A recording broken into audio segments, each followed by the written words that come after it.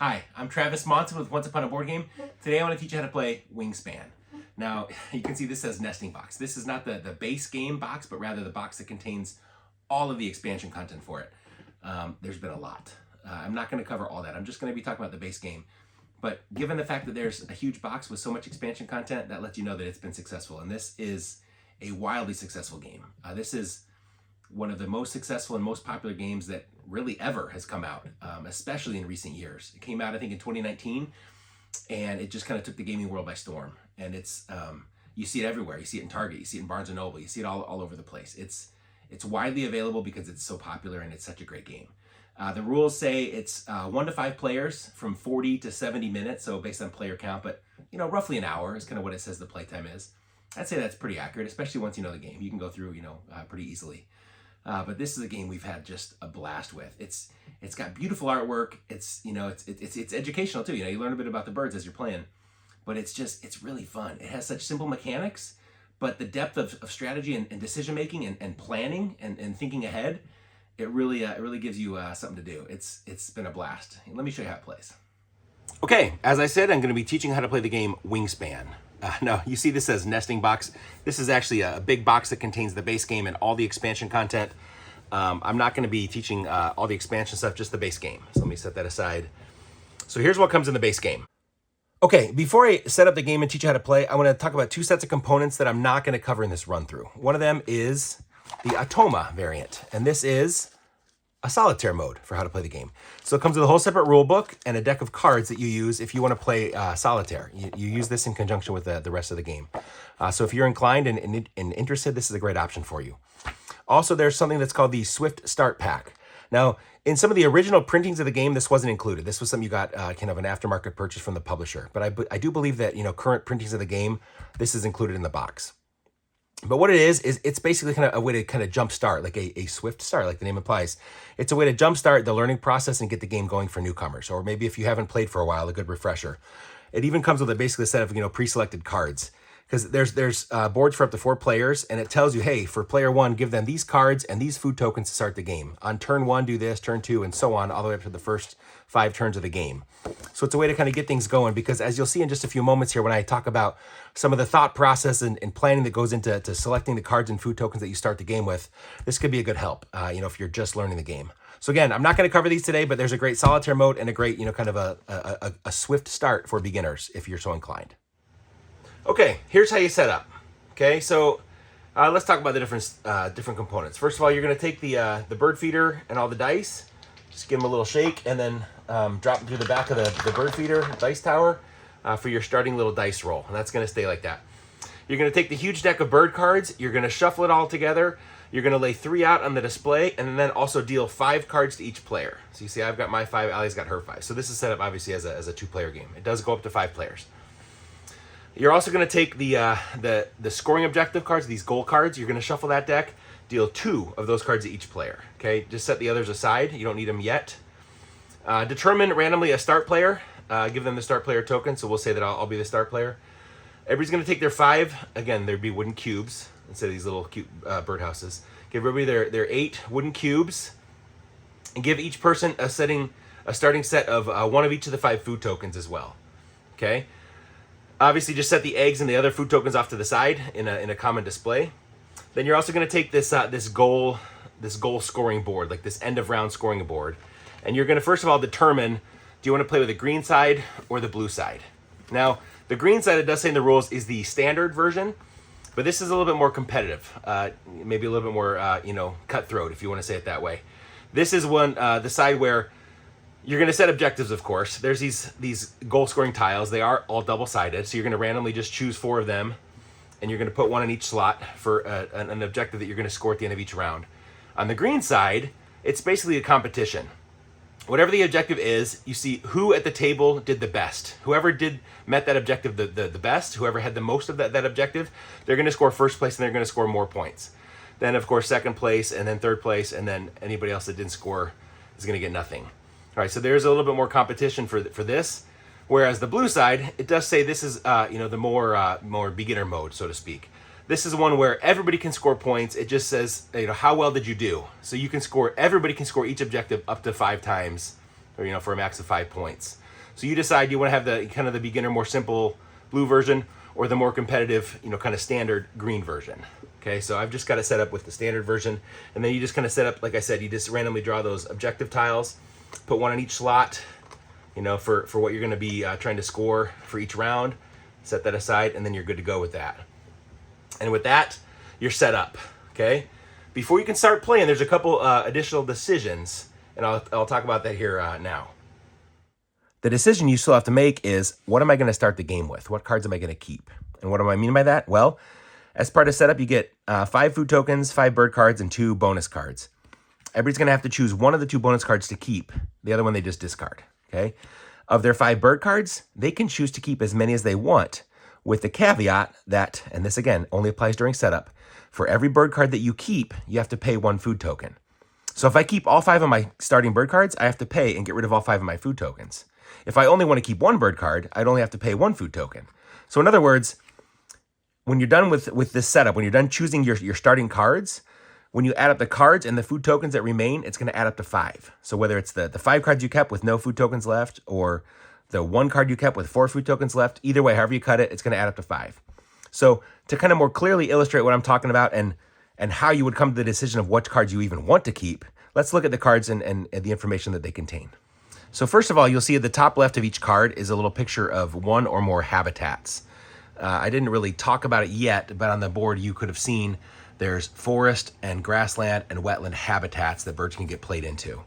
So the symbol up top shows you where that can get played onto your player board, and below that is the cost in food tokens that you would have to pay to be able to bring that bird into play, so to speak. If it has just a single picture, of course I would just pay 1 seed, or one of these little invertebrates. We call them the worms. If it has a little slash, the either or, I can pay my choice of one of those 3 types. Okay. If it has a little plus, of course, I would have to pay all those combined. I'd have to pay 3 fish tokens to play this one. Okay. If it has the little circular, that represents basically wild, so it's my choice, but it's plus. So I'd have to pay 3 tokens of my choice to play this bird. So where it can get played and what tokens I have to pay to play it. Then it tells you how many points the bird is worth, the number by the feather. It tells you the type of nest and the number of eggs that can be stored on that card. It tells you a wingspan for the bird. There's a lot of cards that will reference the wingspan of certain birds. Then at the bottom is a bird ability. There's basically 3 types. There's the brown abilities, which are a big part of the game. There's the white when played abilities. And there's also on some other cards, there's pink once between turn abilities that you'll see. So each bird card is going to have one of those 3. Then, of course, at the bottom, there's just some information about, where in the world that bird is found and some facts about the bird. But then, of course, at the top is also a name. Some of the scoring objectives are going to reference names of birds. Okay?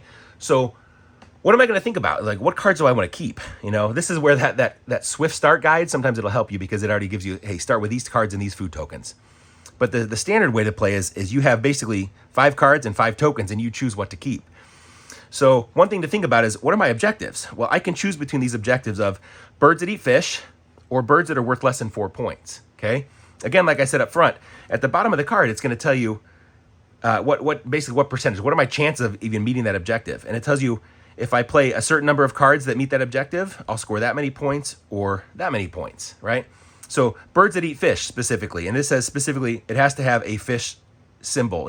A wild does not meet that. It has specifically has to have a fish picture, like this one, for instance. Okay, only 18% of the cards in the entire deck have that. Okay, but I can score up to 8 points if I can play four bird cards that meet that criteria. Whereas birds that are worth less than 4 points, I have a lower ceiling. I can only score a max of 6, but there's 42% of the cards like that. For instance, of my starting cards, I have 2 that are worth more than 4, but these other ones worth 1, 2, and 0 points. All 3 of those would work towards this objective. But if I'm looking at this, I say birds that eat fish. Well, I already have one of them, and I'm zoomed in so you can't see it. But there's actually 2 cards in the display that also require fish. So I'm thinking, maybe I'll go for that objective. That's one thing to think about. Okay, so maybe I would want to just discard this and focus on this objective. Another thing to think about, though, is what are my objectives? What are the goals that we're going for? At the end of each round, we're going to compare how well did we do versus how well did every other player do at meeting these objectives. So specifically in this game, and again, this is a random setup each game, and each token is double-sided, so it's always, different stuff. But specifically in this game, at the end of round 1, we're all going to compare how well did we do in bird cards that we've played in our forest habitat. Whoever has the most birds in their forest is going to score the most points. And the next round, we're going to look at who has the most eggs, specifically in those ground-type nests. So I do have a bird that is the ground-type nest. I have only one bird that actually is for the forest. This is how many bird cards we have played in the wetland habitat at the end of round 3. And at the end of round 4, sets of eggs of one egg in each of the 3 different habitats. So things to think about. So maybe if I'm going to go for this fish objective, I maybe want to keep the card that has the fish symbol. So that's something that I would want to keep. Maybe looking ahead at cards at the end of this first round, we want to play cards in the forest. My only objective, my only chance of meeting that is this card that I could play in the forest. So maybe I want to keep that card as well to try and, compete well for scoring this first round objective. The other cards I'm not really sure about. I can think about it. Maybe I want to keep another one of the ones for the wetlands, thinking ahead. Or maybe I want to keep this other card as well, because that's I can get some eggs on that to meet this round 2 objective of eggs in this specific type of nest. So things to think about. So let's say, maybe I will. Maybe I'll keep, maybe I'll keep this one, because I didn't talk about it, but there's 4 types of nests, but there's also a star. The star represents a wild nest. And thematically, it says basically there's these 4 types of nests, but it says in the rules that there are some types of birds that have such unique nests. They really don't fall into one of those criteria. And so those are kind of these wilds. They don't fall into one of the 4. But the fun thing for the game effects, for the way the game plays, is the star represents wild, so that can qualify for any type of nest. So this star would let me count towards this nest objective for round 2. So maybe that helps me with getting a wetland card and a card for that nest. So maybe I want to do that. So I'm thinking ahead of fish tokens for my objective. I'm thinking of playing a card in the forest, and I'm thinking about a couple of nests. Actually, all 3 of these, the 2 wilds and the 1 ground nest. It all would help me for this round 2 objective. So just some of the thoughts you want to think about. So let's say I want to keep those 3 cards. So if I discard those, if I'm keeping 3 cards, I have to pay 3 food tokens. So you have to pay 1 token per card that you want to keep.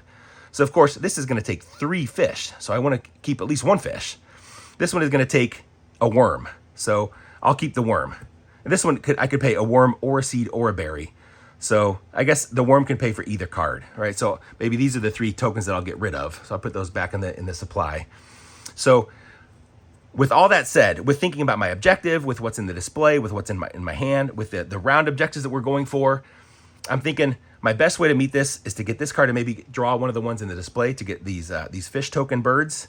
And then I'm thinking about playing cards in the forest and getting certain nests for a couple of rounds, and even some birds in the wetlands for round 3. So just some of the thought process of things you'll think about in terms of what do I want to keep for cards and tokens when you're thinking about my objective and the end of round goals and all that kind of stuff. Okay. So again, like I talked about up front, once you've done all this, you're going to keep 1 of your 2 goal cards, and you're going to keep a total of 5 when you add up the number of cards and food tokens. So I've got my 3 cards and 2 food tokens. So with this said, this is what I'll start with, and we'll go back to the setup, and I'll do it for Ali, but I won't do it on camera. Okay, now I know that was a lot, but now once everybody has chosen their cards and food tokens that they want to start with, now you're set up and you're ready to play. Now, one important thing I want to note, I obviously have these cards laid face up so that I can see, as I'm doing a demonstration, I need to be able to see what cards are in each player's hand. But it does talk in the rule book about the fact that you can just collectively as a table decide whether or not you want to play with open hands or closed hands with the information in front of you. So you totally can play open-handed. There's no rules against that. It's just whatever you choose to do, as a group. Anyway, so we're set up. So how do we play? What are we trying to do? And, how do you win? Well, what's the objective? Well, the game is played over 4 rounds. I kind of talked about that when I talked about this end of round objective goal board. And so what's going to happen is, beginning with the start player, so me in this first round, you're going to take one of your wooden cubes and you're going to put it on your board to take an action. There are 4 actions to choose from, and I'll explain them in just a moment. But you're going to basically put a wooden cube on your board to denote an action that you're taking. Then the next player will take a turn also putting a wooden cube on their board to take an action. Back and forth and so on until everybody has placed all of their wooden cubes. And we have 8 of them, so in this first round we're going to take 8 actions. When everybody has taken all their actions, you pause for a moment to end the round. There is a little reminder of the process, for what you do at the end of a round, okay? But first and foremost, you're going to look at the objectives, the goal that we're trying to score. And you're going to see, for instance, the most bird cards played in the forest for this round, as an example. So we would look who has more bird cards in their forest. Let's theoretically say that Ali did. Every player is going to have to take one of their cubes and mark how they scored. Ali got first place, I got second place. everyone, even if you didn't have any, even if you did not, score the objective at all, everyone has to put a marker on this board, even if it just means they're going to score 0 points. Okay, everyone has to basically denote how well they did in meeting that objective with one of their markers. The result is that now everybody has 1 fewer markers for the subsequent round. Okay, so once we've scored the objective, everybody clears all the, all the wooden cubes off their board. The start player rotates to the next person in clockwise order. You wipe the slate clean of any cards that remained in the display. You discard them and put out all new cards for the new round, and then you're ready to go with the new start player. Wash, rinse, and repeat. Beginning with that player, they'll put, a wooden cube on their board to take an action, and so on until we're all out. But again, now we have 1 fewer. So in round 1, it was 8 actions. Now it's in round 2, it's 7 actions, then 6, and then 5 in the final round. So you're taking fewer actions, but the actions get more powerful. And I'll explain how that works in just a second. Okay. So again, it's take actions beginning with the start player 1 at a time until everybody's done. Score the objectives, clear your board, reset the display, pass the first player token to the next person in clockwise order for 4 rounds. At the end of the game, at the end of those 4 rounds, you're going to add up your scores, and the highest score is the winner. Now, what are we trying to score? How are we going to win? Well, in the score pad, it kind of summarizes it. First and foremost, everybody's going to score for the bird cards that they have. And that's, if you remember, it's the numbers next to the feathers. So every bird card itself is going to have a score. So add all that up and put it for your bird's score. Then the bonus cards, the cards that we chose to keep at the start of the game, how well did you score on your bonus card? The end of round goals, everybody's going to add up all the points that they scored for those goals and add that up there. Then finally, at the bottom of the scorecard, you see 1 point each for eggs, food on cards, and tucked cards. All that has to do with the bird cards that are in your display. The number of eggs on them, the number of food tokens on them, and the cards tucked behind them, they're all going to be worth 1 point each. And how that happens, I'll explain as I explain, how the game plays. But with your birds, your bonus cards, your end of round goals, and all the stuff on your display, you add it all up and the highest score wins. So that's how the game works. That's what you're trying to do. Okay, let's talk about the actions. Like I said, there's 4 different actions you can take on your turn, and they're listed here on the side of your board. They're play a bird, gain food, lay eggs, and draw bird cards. Okay? Well, let's talk first and foremost about the play a bird action, right? That's the main action of the game. That's how you get bird cards in your display. That's how you're going to, meet your objectives, score the end of round goals, all that kind of stuff is with your bird cards, right? So that's what you want to do as often as you can. So with the play a bird action, Allie always calls it building a bird. She goes, I'm going to build a bird. And it's one of those things when she says it, we all get in the habit. We always just say, I'm going to build a bird. It's kind of funny, but that's how we do it. Anyway, like I said, anytime you take an action, you're going to have to grab one of your wooden cubes and put it on your board to kind of to denote the action that you're taking. And when you're taking the play a bird or build a bird action, you're going to put your cube above the column that you want to build the card, that you want to play the card in. Okay. And yes, oh, by the way, you have to build from left to right in each habitat. Like I said, there's the forest, the grassland, and the wetland habitats. Okay. So every card is going to have to start at the leftmost slot, and then you would, of course, play left to right as you add cards. So the first time that you want to play a bird card or build a bird, you'd have to put your cube above the column that you're building in. Okay. So of course, for this first, for the first card play, it would have to go above this first column. Okay. If there is an egg cost, you have to pay it. You'll notice that there's no egg picture here. For the first column, I can play for free in terms of I don't have to pay an egg. But if I already had a card here, like if in the previous round I had a card already there, and I wanted to build again in the forest, I would have to put my cube here because this is the column that I would be wanting to build in. And you'll notice that there's an egg there. So in order to be able to play cards in this column or this column, you'll notice that I would have to also pay an egg. The egg would have to come from somewhere in your display. I'd have to take it and return it to the display or to the supply. And then of course, for the 4th and 5th cards, I have to pay 2 eggs to be able to build a bird card, to play a bird card. There it is, build a bird. You get in the habit, you just say it. Okay. So again, keep in mind if there's an egg cost. Okay. Like I said, you always start on the left. This first round, there's no egg cost, so I can play a bird card without paying an egg. Okay. So again, you put your wood cube above the column that you're going to play a card in for this play a bird action. Then you have to look, whatever card you want to play, you have to make sure that it can fit in the habitat you want to play it in. If you remember, that first end around goal is most cards in the forest. So of course I want to try and play a card in the forest. This one can be played in either the forest or the grassland. So that's good. So I would want to play this card here. Okay. So I have to make sure that it's going to match the habitat. and then I have to pay the food cost. This was either a worm or a seed or a berry. Well, that's why I kept that worm. So I would pay that worm and put it in its matching habitat, and I don't have to pay an egg, so I'm good. That's my legal action. That's how you build a bird. That's how you play a bird card. Whenever you complete an action, you always slide your wood cube to the left, and that becomes really important for these other 3 actions, okay? So get in the habit of always put your cube wherever you're going to take your action, but then always slide it to the left at the end of your turn, okay? So that's a perfect example of how to, to play a bird card.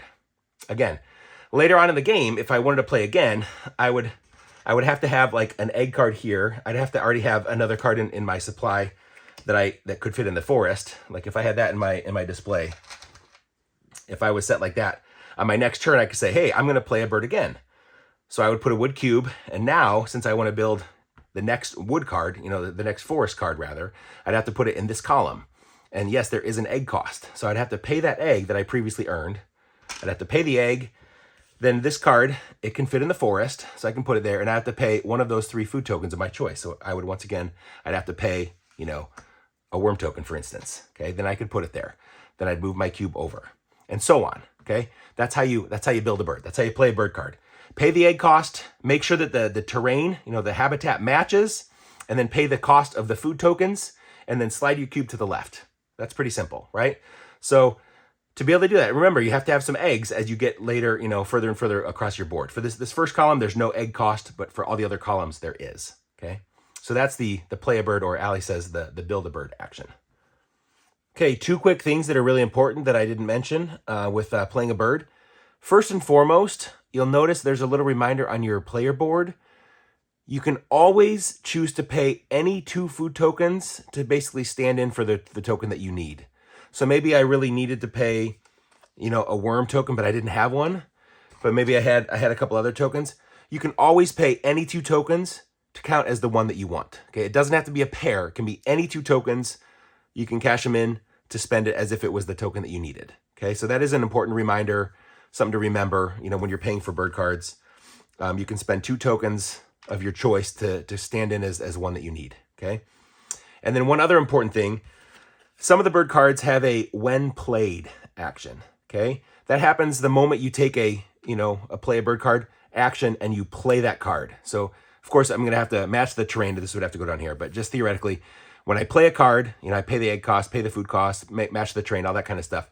But if the card has a when played power, the moment you play it, that's when you activate it. This, for instance, says, hey, when played, draw 2 new bonus cards and keep one. So that would let me draw 2 more of these objective cards, and I could choose one, so it's another chance to score more points. Maybe I want to keep this one and discard the other, for example. So if a bird has a when played action, make sure that the moment you play the card, that you do that. Okay, and then you would end, of course, by sliding your wood cube over, like I said. So that's important. Remember, pay any 2 tokens to stand in as the one you need, and a when played action. So it's important to do those things too.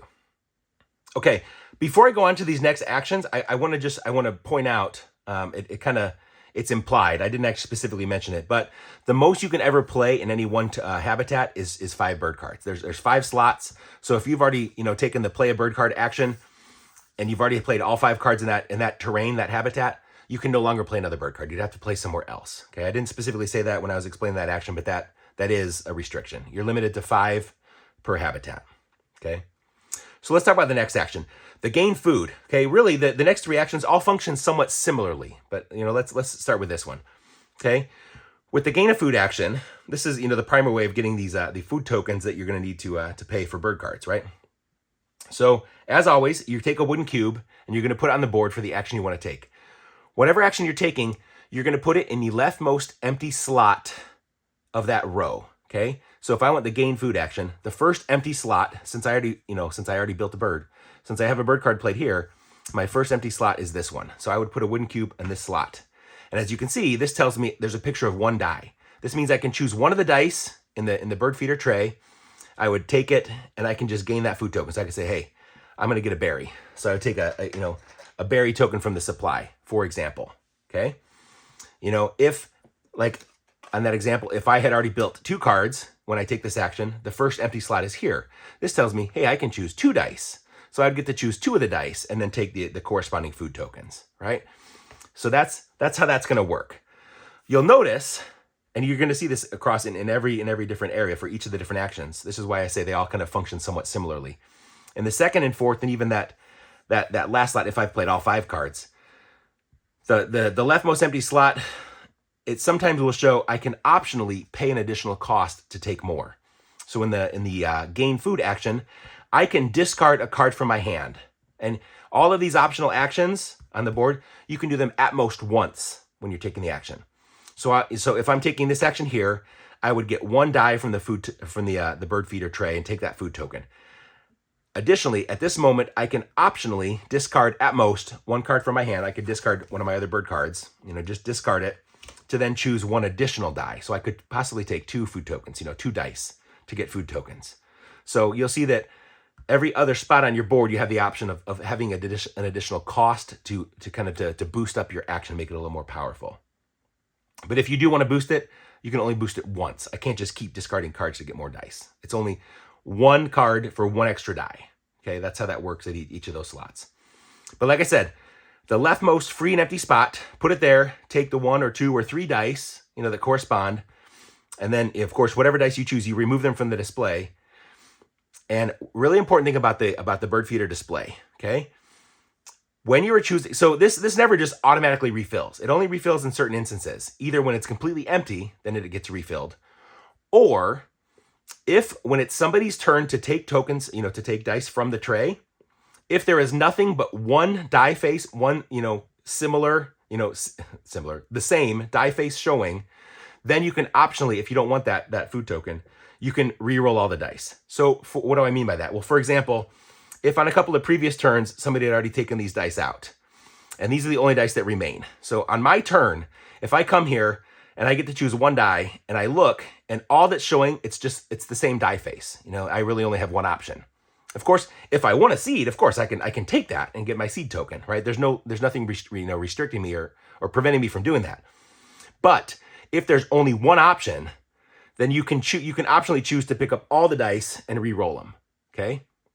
So like I said, the bird feeder is only going to ever get re-rolled when it's completely empty, or if when it's somebody's turn to take dice, if there's only 1 die face showing and they don't want it, then they re-roll all the dice.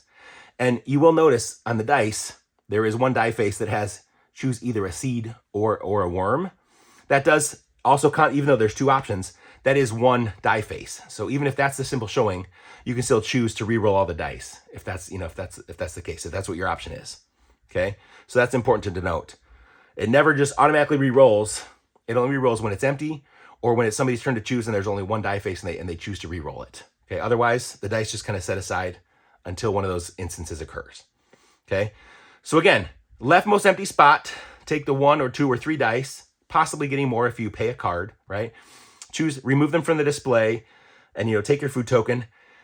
And then here's the key part of the action. Okay, this is how actions get better as the game goes. And this applies, this last thing applies for all of these different actions on the board. Once you've done your action, you slide your cube to the left. Okay, like I talked about up top, right, with the play a bird card. As you slide your cube to the left, every card that it lands on, you get to activate that card's power. Okay? So for instance, I play my cube here, I take the die out, I get the food token, then I slide my cube over, and these little brown banners, it's an ability, a card ability that's going to get activated. Okay, this says, when activated, I gain 1 seed from the supply. So hey, that's awesome. I just automatically, for free, get to take a seed token, add it to my supply. And then I slide over, and there's no more cards left to activate. So now my turn is over, okay? But if on a subsequent turn, like I had that second card played, then if I go there, I start off by choosing 2 dice. And then I slide it over and I activate this card's ability. So this says, when activated, if this bird is in the far right, if it's to the right of all other birds in this habitat, you can move it to another habitat. And again, all abilities are optional. You never have to. But I could then, this bird's ability would say I can move it, maybe to a different habitat, which may be beneficial for scoring purposes if there's an objective that lets you do that, or that you want to do that for. But again, if I want to keep it there, that's fine, because maybe I want to leave it there so I can get more dice on my next turn. But I would slide, and then I would come here. I'd get, hey, gain a bird, or gain a seed from the supply, right? So I would get another free token. Boom. And then now my action's over. So the whole putting the cube on the board, taking that action, and then sliding across, you're going to activate all of those brown powers of the bird cards you've played.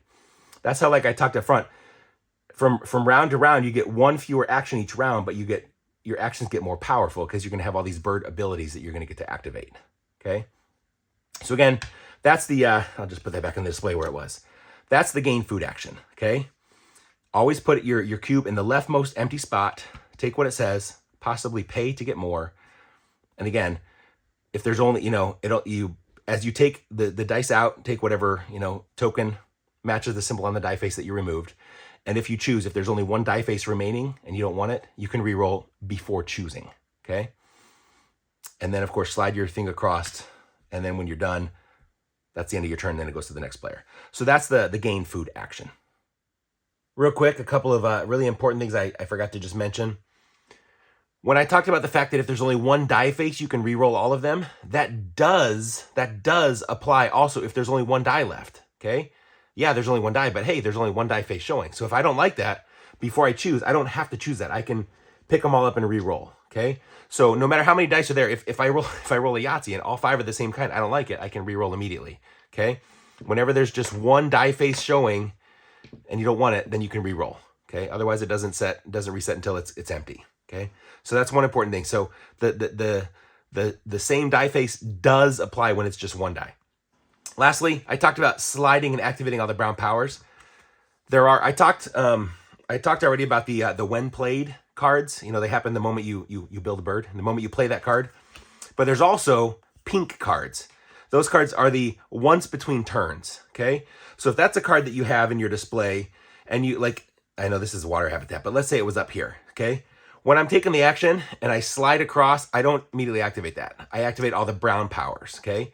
The pink ones, it's once between turns. So for my turn now, as it goes around the table, as other people take their turns, if they meet this condition, like this says once between turns, when another player takes the lay eggs action, then I get to do something, okay? So I can do that when somebody else takes that action. And even if everybody else at the table does that action, I can't do it every single time. I can only do it once, between my turns. But it's important. It doesn't activate when you slide your cube across the card like the brown ones do. The pink ones are just once between turns. So I didn't talk about that, but that's an important distinction. So those are the 3 kind of cards. The when played, the once between turns, and then, of course, the brown powers. The browns are the most common, okay? But there are a couple of other card types just to be aware of. Okay, let's talk about the lay eggs action. Again, as always, take your wooden cube, put it on the leftmost empty space of the action you're taking. So I don't have a bird card played yet, so this is my leftmost empty spot. So I put it there. As you can see, there's a picture of 2 eggs. That just simply means I take 2 eggs from the supply. So and again, the color of the eggs never matters. It's just kind of for fun, okay? But you take that many eggs, and then you would have to have a place to put them on a bird card in your display. If you remember, one of the things on the bird card, it tells you how many eggs that bird can hold. So you see there's a picture of 4 eggs on this card. So this can hold up to 4 eggs. So I can definitely fit both of these, these 2 eggs that I just gained, I can put them there. But if your bird cards are basically full, if the amount of eggs you're supposed to gain, if they can't fit, you don't have any place to put them, you just forfeit the surplus. Okay, you have to have an available spot on a bird card where you can put those eggs. Okay, then again, once you're done, you would slide your cube to the left, activating any of those powers like I talked about before, and then your turn would be over. Okay, if like I said, if I had already played a card and then I take the action, like on a subsequent turn, I would go here, and you see I could take already two eggs from the supply, and I can optionally, similar to how I would pay an extra card to take an extra die, I can pay a food token of my choice to be able to take an egg, an additional egg. And again, that's just like I said, always, it's a maximum of 1 payment for 1 extra of whatever you're going to get. Okay, I can't just keep paying food tokens as much as I want. So take the amount that you're going to get. They have to be able to fit on bird cards or you lose the surplus. Then slide your cube across, activate any abilities. This says, when activated, tuck a card from your hand behind the bird. And if you do, then draw an extra card. So I could, tuck an extra card from my hand behind that. And like I talked up front with the scoring, the tucked cards and the eggs on cards, that's ways you can score points at the end of the game, okay? So maybe you want to do that. And if I tuck a card, then I get to draw one, right? However, I don't want to tuck that because that was one of those, cards with fish tokens. But you have the option. You never, like I said, you never have to take the power, but you can. Okay, so take your benefit, slide your cube across, activate powers if you want them, and then end when your cube gets to the far left. That's how that action works. Finally, the last action is draw bird cards. Okay, so once again, you would, if you want to take that action, grab one of your cubes, put it in the leftmost empty slot, in this case right here.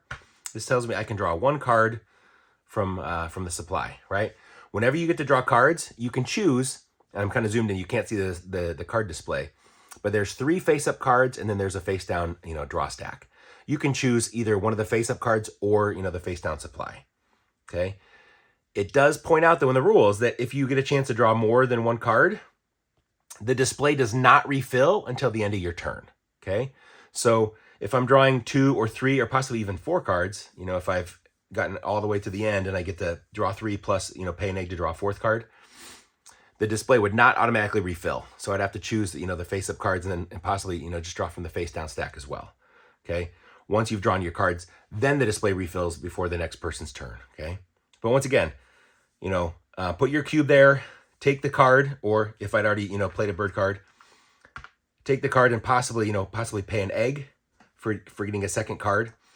And then once you've done that, from either the face-up display or the draw stack, and then slide your cube across, activating card abilities until you end up, and that's how that action works, okay? So those are your actions. That's how it's all gonna work. And again, you're gonna take one action at a time, player by player, until you've used all your cubes. You're out of cubes, and then the round is gonna end, and you're gonna score the round objective, and then basically kind of reset for the next round. Okay, let's talk about scoring the end of round objectives. What if there's a tie? Okay, we already talked before about whoever does the best is going to go there, second place and so on. It is important to note that to be able to score an objective, you have to at least do something that meets that objective. For instance, bird cards in the forest. If Allie had 2 cards and I had 0, even though technically I'm second place because I had less than her, I didn't have any, so I could not score second place. You have to have at least one of the thing that you're trying to score to be able to score. So that's important. But if there's a tie, like if we both had, 2 cards, you would basically put your 2 cubes together. If there's more players, then you would skip the next spot and go on from there. But then when it comes time to award points, you basically would add the points together for the number of tied players. So I'd add the 4 plus 1, I'd add 5 points together. Then you divide it, by amongst the tied players, rounding down. So the 5 points, 2.5 round down, we would each score 2 points for tying for this objective. Okay. Like I said, everybody has to put a cube on the board, on the goal board at the end of each round, because then you have less actions in subsequent rounds. So even if like in a 4 or 5 player game, maybe if these guys didn't have any, and maybe we tied for first and this person ended up in third and they both didn't have anything, so they would get 0. Even if you don't score, you still have to put one of your little markers on the board. And again, ties, you would split the points for the number of tied players, divide it evenly amongst them, rounding down if you need to. And that's how the ties work for scoring the end of round objectives. Okay, now that I've kind of explained the setup, I've talked about all the thought process that goes into keeping cards. I've talked about all the different actions you can take and how it affects the bird feeder and all that kind of stuff. I talked about scoring the objectives. Let's actually play through one round and show you how it all kind of comes together. And then maybe I'll show the end of round scoring. Then maybe I'll just kind of fast forward to show how the subsequent rounds end, so you can kind of see how that would all work. So with me being the start player, I would go first. Okay.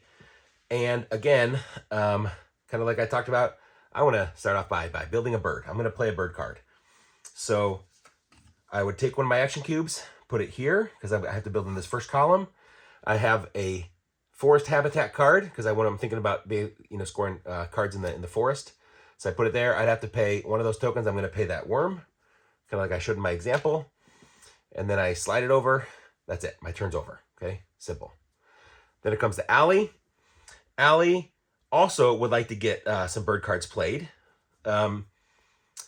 So she also wants to get a bird in the forest, and that's why she kept the worm and the berries as part of her setup. So she's going to do a similar action. She's going to go here to build a bird, and she's going to put this forest bird here in this habitat and pay the 2 tokens that one requires. Okay, then she slides her cube over. She's done. Back to me. Okay, my second action. Well, I would love to play another bird card, But I don't have any more forest. Even if I wanted to, I don't have any eggs to pay. These guys are both either grassland or wetlands. But even if I wanted to play them, I don't have the right food tokens. This guy needs a worm. This guy needs 3 fish. I've only got 1 fish. So I can't play a bird even if I want to. So I'm going to do the get food action. Okay. So I'm going to go here again. So in the gain food, the first empty space is here. This says I can choose 1 die from the supply. I can optionally discard one of my cards, but I want both those cards. So I'm not going to do that. So I'm just going to choose 1. I need 3 fish for this guy, or I need another worm for this guy. You know what? There is a worm that's available. So I will say, sure, I will take the worm. So I will discard that, remove that from the display. I'll grab myself a worm food token, then slide across. And this says, hey, when activated, gain a seed from the supply. So that gives me another food token. That's great. And then I'm done. Okay, then it's over to Allie. Allie has no food left to play either one of these cards, so she's going to also need to get food. So she's going to come here. She can choose 1. She can optionally discard one of her cards. She doesn't want to yet. She wants to hold on to those for now. So she's going to choose 1. She needs a worm, but there's no worms in the display. This guy needs 3 seeds, so she'll start working on those seeds that she needs. So she's going to get a seed from the display, or from the bird feeder, and then slide across. And this guy says, hey, when activated, gain 1 worm from the bird feeder if there is one. Oh, right now there are no worms in the bird feeder. That's why Allie's kind of yelling at me like, oh, shaking her fist like, how dare you take that worm on your turn? Because I was going to get it with my bird ability. But hey, sometimes it happens. So this ability does not trigger for her. So she slides over and that's it. She's done. Back to me. I'm thinking ahead. Ultimately, I want birds that eat fish, right? And there are not a whole lot of cards in the deck that do that. But I see there are a couple in the display. So I want to maybe take a turn to maybe get one of those cards before maybe Allie or, takes them or they get discarded at the end of the round. So on this third action, I'm going to do the draw bird cards action. So I put a cube down here, and this is I just get to draw 1 card. So I'm going to draw this guy that he's going to cost 1 fish, and he's going to let me get an ability that's going to help. But he is going to meet this objective. So I'm excited about that. Okay, then of course I slide over. There's no brown powers to activate, so my turn is over. It's back to Allie. Allie still can't play. Oh, I would refill the display at the end of my turn. Sorry. Allie's thinking, oh, you know what? This is a guy. He's just either 1 worm or 1 seed. That helps her get another forest card. So she'd be in the lead for scoring that objective at the end of the round. She's thinking, maybe I should get that card. So she says, hey, sure, why not? I'll do something similar. But she's also thinking ahead, you know what? If she wants to play another forest card, she's going to need to pay an egg. So she's going to say, you know what? I'm going to grab some eggs. So she'll come here and she'll get 2 eggs. So she just grabs a couple eggs from the supply. She has to be able to fit them on a card. This card thankfully can hold 3 eggs, so she can fit them on that card. She puts them there, slides over. She's good to go. Back to me. I say, you know what? I really want to play. It's the one I just drew because it has a great ability that I want to activate.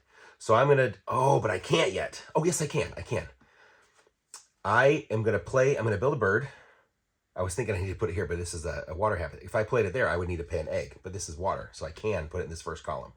So I'm going to put it here to build a bird, this water bird. Of course, he has to go in the water habitat. He costs 1 fish. So I pay my fish token. Then, of course, I slide my cube over, and then my turn's over, okay? Back to Allie. Now, Allie's thinking she wants that wood card that we talked about. So Allie also wants to draw cards. So she'll take a draw bird cards action to draw that one that we just saw, okay? So she draws that card, and it slides over. The card the refill displays. Back to me. Now I say, you know what? I really want to use this ability because this is going to give me food tokens. So, and plus I want to get that other card that has fish tokens for my ability or my secret objective. So I'm going to say, hey, I'm going to come here and I can draw a card. I could optionally pay an egg. I have no eggs to pay, so I can't do that. So I just get 1 card. So I will get, oh, you know what? A new one came out that also has a fish token. When play, oh, draw more bonus cards. Yeah, sure, I'll take that guy. I'll take this one. So I'm going to draw that card from the display. Then I slide over, and this says, when activated, all players gain 1 fish from the supply. Not from the bird feeder, from the supply. So I get a fish, which I'm excited about, but I also give Allie a fish. Womp womp. She's like, hey, thanks. I appreciate that. But then I slide over, no more cards to activate. My turn's over. Back to Allie. Allie wants to play that card that she just got, that she just drew from the, oh, sorry, I forgot to refill the display at the end of my turn. Allie wants to play that card. So she's going to take a build a bird action. And she's going to put it, it's her second forest card, so it will go in this second column. So she puts the cube in that row, or that column rather, which says, hey, there is a cost of 1 egg. And it never matters what egg, just pick one of them. And then she wants to play this card. So again, it has to go in the forest, and you have to pay either a worm or a seed. So she will pay that seed that she got. She's a little bummed because she needs 3 seeds for that guy, and that kind of just set her back a little bit, but so be it. Then when she's paid the cost, she slides over, and she's done with that, okay? Then it's back to me. We're running out of actions. We only got 3 actions left before the round is over. So I'm thinking, what do I want to do? Okay, I've got some food tokens. This guy actually, hey, he takes a worm and a fish and one of my choice. That's exactly what I got. I'd love to play him, but to do that, I would need to get eggs. Okay, I can't play a card there if I have no eggs. So I might as well get some eggs. So I'll say, you know what? I'm going to get eggs. So I get to draw 2 eggs. Draw 2 from the supply. I can put them, when you first gain them, you can put them wherever you want. Doesn't matter. Sometimes there are objectives that say, hey, you want to have eggs in a certain row, or this end of it, this objective for the end of the game, you want to have sets of eggs in each habitat. So, you want to kind of split them up as you gain them. But ultimately, you can put them wherever you want when you gain them, as long as there's room on the cards. So I gain my 2 eggs. I slide over. I'm done. Okay, Allie's turn. She's thinking about this, and she sees an opportunity for something to work out really well for her. She's hoping it does. So I'll show you what she's thinking. So she wants to get food, okay? Because she doesn't have enough food for either card that she has. So she needs food tokens, and this says she can draw 2 dice from the supply. Looking at her abilities, this is going to influence her decision. So she's going to first and foremost take these 2. So this will give her a fish and a berry token. So she'll grab those, because those are the 2 that she took. Okay, she got the fish and the berry. And then she slides across. So this first one says, when activated, gain a seed from the bird feeder, if it's available. There is. And it says, you may cash it on this card. So she takes this die out, and that gives her a seed. And this is one of those things, you cash it on the card. Whenever you put food tokens on cards, those are basically dead for the game, okay? Those never can get spent to pay for other bird cards, but that is one of the things that you're going to score for. You score for eggs on cards, you score for food on cards, and you score for cards that are tucked behind, okay? So when you get to cash food on a card, it's dead for purposes of spending for other cards, but it is a point. So she's excited about that, okay? And oh, by the way, the bird feeder just got emptied. That's one of the things that does trigger the dice getting re-rolled, okay? So we re-roll all the dice, and then she slides across, and oh, by the way, hey, when activated, gain a seed, or gain a worm from the bird feeder if it's available. There was it almost came out where there wasn't any. But this die says she can get either a seed or a worm. So she'll take that, and she will get a worm. So she was excited about that. She got a bunch of food from that one. And then she slides over, and her turn is over. So she got effectively 3 food plus a point. So that was a good turn for her. Back over to me. That's right. I wanted to play this bird that I drew, and I got the correct food. So I just got the egg that I needed. Okay. So I'm going to play this. It's going to have to go in the water habitat. Of course, I'd like to get something in the forest, but I don't have any forest cards. We're running out of. Allie already has 2. I mean, there is one on the display, but I think I'm running out of time. I'm just going to kind of forego winning that objective. I'm just building towards, objective in round 3 maybe. So I want to play this card. So I would have to do the build a bird action. I'm going to build a bird. It's going to go in this column. So I put it above there, and there is a cost of 1 egg. So I will say, hey, I'll pay an egg. And this does go in the water habitat. And to do it, I need a worm and a fish and 1 token of my choice. So I can pay the grain, the seed. So I put those back in the supply. This card is paid for. And I would slide my cube, but before I do, this says when played, this is one of those special cards. When played, draw 2 new bonus cards and keep 1. So this is another chance for me to get points at the end of the game. So I'll think about this and I'll keep 1, but I'll do that off camera. So I'm not I'm making you wait. So I'm going to keep 1 of those. Then I would end my turn by sliding over. And then it'd be Allie's turn. She can play this guy.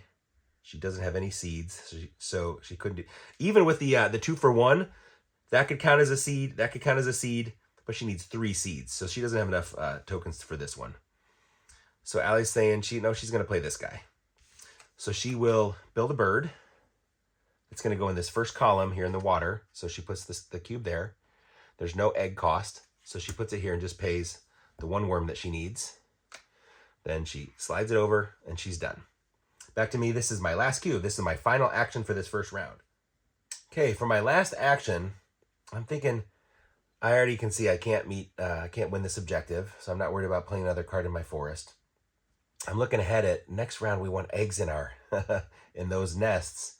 I did spend that egg. I talked about you can put eggs wherever you want, but you should also keep in mind where you want eggs for objectives. So I should have put both eggs there, but it doesn't matter. But one thing I'm thinking about is this whole objective that I got at the beginning of the game of birds that eat fish.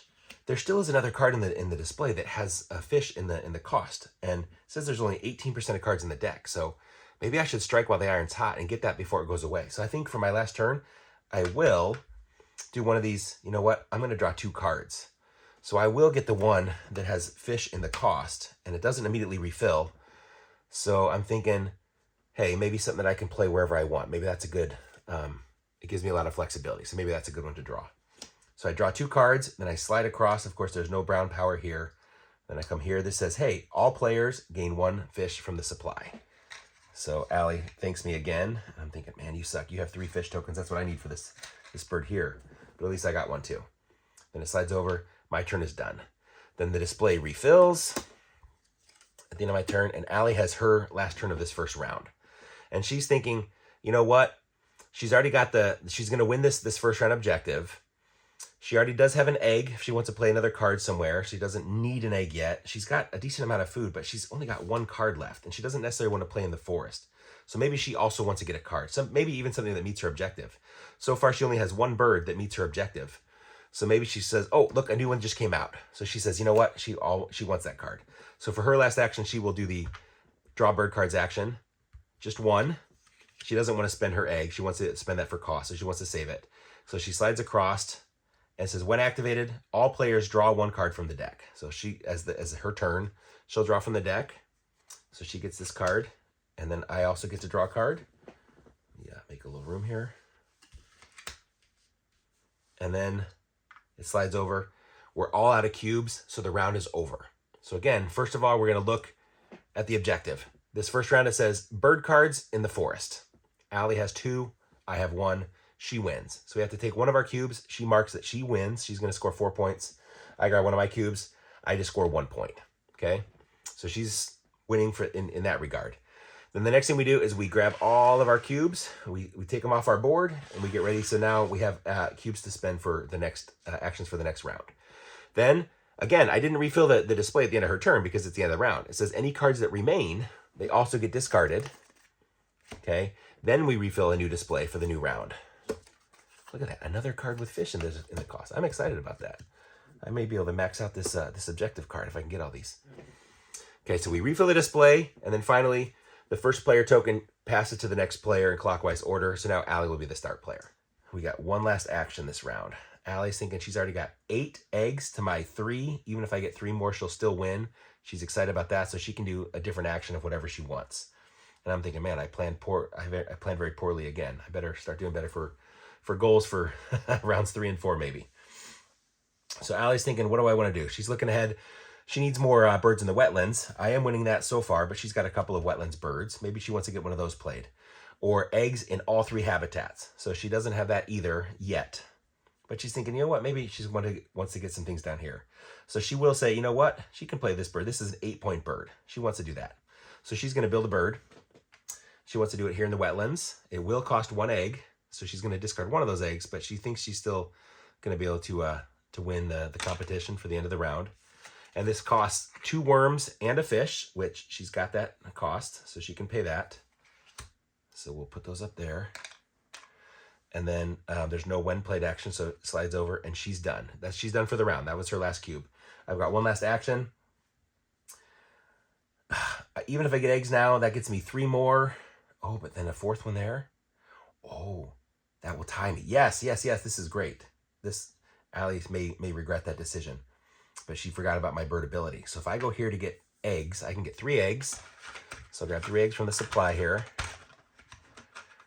And then I got to put them on, of course, on those kind of nests, which I'll just put them all right here on this bird. That's fine. Maybe I'll put one up there as well, just for fun. Then I slide across, and this says, hey, when activated, lay 1 egg on this bird. And I was like, oh, shoot, that's egg number 7 for you. So I can do that. And then I slide across, and this says, hey, I can tuck a card from my hand behind this bird. If I do, I draw a card. So I'll say, you know what? Sure, I will do this one. I will tuck a card, because that's another point, and then I get to draw a card. And then this slides over, and the round is over. We're both out of actions. So now we score the objective. Hey, who has the most eggs in those grass, or so those ground type nests? I've got 1, 2, and again, the star counts. That's wild. It counts as whatever nest you're trying to score for. So I've got 1, 2, 3, 4, 5, 6, 7. Allie has 1, 2, 3, 4, 5, 6, 7. Because she spent that one to play a bird card, because I got the one extra one with the bird, we tied, which I'm excited about. And she's like, oh, why did I do that? So we both take one of our cubes, and we basically are going to both. So we will basically, like I talked before, we're going to split the first and second place points. So we'll add the 5 and the 2 together. We'll each score, 3.5. So we'll score 3 points each. But at least she didn't get further ahead of me. So I'm excited about that. So we score the objective. We clear our boards of all of our other cubes. We wipe the display. Those all get discarded. We set out new cards for the next round. And then, of course, the start player marker rotates to the next player clockwise. And then we would play round 3. So we're halfway through the game, and you see how it's progressing. You see kind of what we're going for, how things work, how you take different actions, how you activate. So you see kind of how the game works. Let me fast forward to maybe just how round 3 and how round 4 are going to score, so we see who wins, just for fun. Okay, round 3 just ended. I thought I was going to get it, but Allie snuck in and was able to play a 5th card. So for the objective of having the most bird cards in the wetlands, Allie wins with 5 to my 4, which sucks. So she gets the first place, and I get second place. Then, of course, we clear our cubes again. Now we've only got 5 actions for this last round. We wipe the slate clean, of course, of cards. We put out 3 new ones. And then, of course, start player passes, and Allie will be first for this last round. So let's see how this round scores, and let's see who's going to win.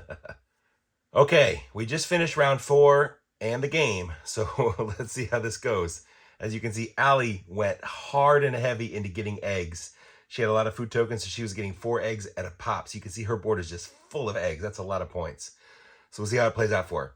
The goal is sets of 1 egg in each of the different types of habitat. So basically, what is your weakest link? She's got 2, 4, 6, 8, 9 here in the wetlands. 2, 4, 6, 8, 9 in the grasslands, but only 6. She was limited by her birds. She only could have 6. So she has 6 sets of eggs of 1 egg in each habitat. I've got 2, 4, 6, 2, 4, 6, 2, 4, 6. Wow! I had exactly 6 in each. Even though she had way more eggs, we tied. We each had 6 sets of eggs of 1 in each habitat. And that helped me a lot. So we tied for that objective. So we're going to split those first and second place points, kind of like we did before. So, I mean, we could do all the rest. We don't have to do the rest of the, wipe our slates clean and discard the cards and shit because the game's over, right? So now we just go right into the final scoring. Ooh, moment of truth. Let's see who wins. All right, so we got Travis and Allie.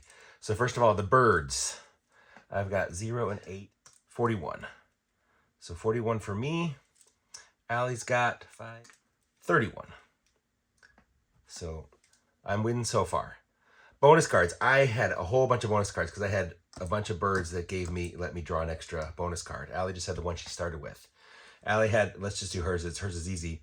Birds that have that ground type of nest, and she needed 6 or more to get the max. And she's got, remember the wilds count. So she's got 1, 2, 3, 4, 5, 6. So she did. She barely got it. But that means she'd get she gets 7 points for her bonus cards. And I had 4 bonus cards. So birds that can. So wow, I maxed out 2 of my cards, and I got 6 here and only 3 here. So 15 and 6 is 21, and 3 more is 24. Wow, 24. That's awesome. That was huge. End around goals. Allie, seeing if I have 21. Allie got 21 points in end around goals. I got plus 5, so 12. Oh, so she smoked me on end around goals. Eggs, she smoked me on this too. She got 1, 2, 3, 24 eggs. So 24 points for eggs. I think I had 6 and 18. Yes. And then my food on the cards, I only was able to cash those 2 tokens. So 2 points. Allie was able to cash 4. And then tucked cards, I was able to tuck 3 cards. Allie did not tuck any. So I had 3 to her 0. It looks like because of my huge bonus cards and because of my better bird card score, even though she had a ton of eggs, I pulled this out, I think, even though she beat me on that. So let's just see the final score. 87. Final score, 100 to 87. I win. Woohoo! That's how you play Wingspan. So that's Wingspan. As you can see, at its heart, it's really simple. You just take one of 4 actions, and it's simple. Build a bird, right? Play a bird card, or get food, or get eggs, or draw more cards. Your actions are really simple, but the thought process and planning, and figuring out those combinations, that's a big part of the game, is figuring out what birds to play and in what sequence, so that as you slide your cube across and activate all those abilities, they cause these chain reactions that really benefit you. It's it's great to kind of build a really successful engine that generates eggs or points or cards or whatever. Finding those good combinations is that's how the game really sings. It's a blast. We've had so much fun. I don't think we've ever introduced it to anybody that didn't love it. The fact that it's so widely available lets you know how popular it is and how successful it is. You can't go wrong. I think it's great. There's even been a couple of spin-offs. There's one called Wingspan with a WYRM. It's basically kind of a similar game, but with dragons, and there's obviously some different mechanisms. There's some different mechanics. But then also there's a game called Finspan, and it's with fish. So there's even some other games in this Wingspan universe. So it's spawned a whole genre of games, and it's really successful. And hopefully this teaches you how to play. I know there's a lot to it. They're trying to teach you through. I was trying to explain some of the thought processes that go into it. And as well as just the rules and mechanics of how to play. So hopefully that was helpful. Hopefully it kind of sets you up for success the next time you play. If you have any questions or comments, please let me know. I'd love any feedback. But yeah, I appreciate your time. If you give me a like and a subscribe, I'd sure appreciate it. And let me know if there's something else you want me to cover. Thanks again. I'm Travis Montz with Once Upon a Board Game.